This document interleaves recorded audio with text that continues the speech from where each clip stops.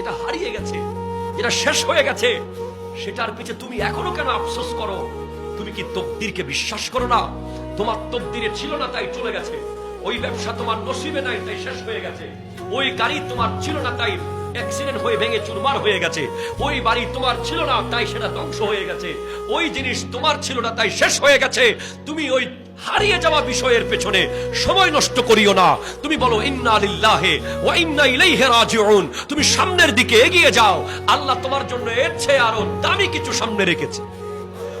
যেটা তুমি হারিয়ে ফেলবে সেটার জন্য হাই হুতাশ করে করে সময় নষ্ট করবে না, সেখান থেকে নতুন করে আবার শুরু করবে। আমাদের অনেকের অভ্যাস আছে, হাই রে আমার না শেষ, মসজিদের টাকা চাইতে যাবেন আপনি, আরে ভাই জানেন না গত বছর 1 কোটি টাকা লস দিয়েছে। এই যে ওই যে শেষ হয়ে গেছে খালি ওইটাই দেখায় না, আপনি ওটাকে ক্লোজ করেন, চ্যাপ্টার ক্লোজ। এখন কি সেটাই হলো আপনার